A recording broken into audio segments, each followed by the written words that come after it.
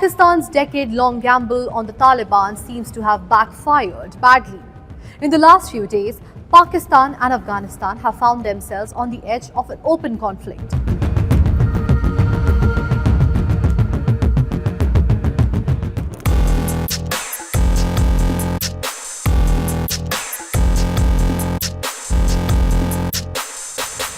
Now, deadly cross-border clashes have erupted along the fragile 2,600-kilometer Durand Line, a border that Afghanistan has never officially recognized. Now, Afghan officials claim that they killed about 58 Pakistani soldiers in an overnight retaliatory operation.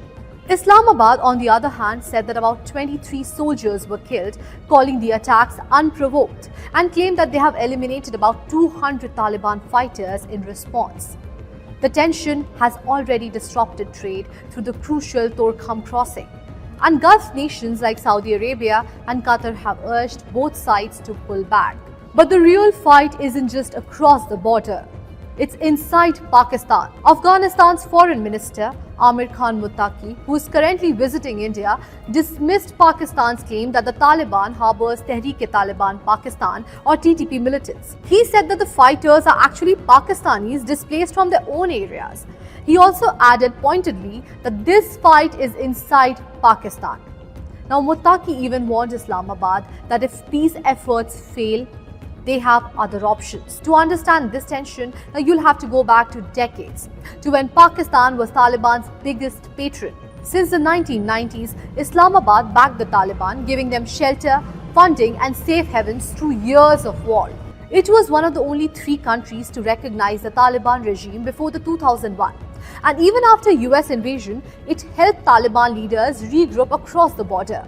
Pakistan expected payback, believing that a friendly Taliban government would secure its western border and rein in militancy. The Taliban no longer needed Pakistan's protection or its influence.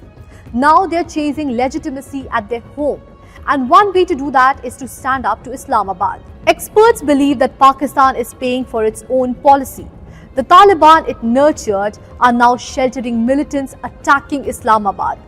The TTP, listed as an Al-Qaeda-linked terrorist group, has waged a brutal insurgency for nearly 2 decades, killing soldiers, police and civilians. Pakistan's earlier military operations like Zarb-e-Azb and Radd-ul-Fasad once drove them into Afghanistan. But the Taliban's return revived the group, uniting its splintered factions and reigniting violence. According to the Pak Institute for Peace Studies, Pakistan's terror violence in the year 2024 returned to levels not seen since the year 2015. A UN report even claimed that TTP enjoys logistical and operational support from Taliban authorities, a charge that Kabul flatly denies. For Islamabad, this is a nightmare of its own design. The proxies it once empowered now threatens its own borders. Pakistan's retaliatory strikes have destroyed Afghan border posts and military camps, but the Taliban claims that they have seized Pakistani outposts in return. It's a dangerous cycle, and neither side seems ready to blink, until both Kabul and Islamabad face the uncomfortable truth that militancy can't be controlled by proxy. The Durand Line will remain not a border of peace, but a fault line of crisis. If you like this video, then like, share and subscribe to Mirror Now.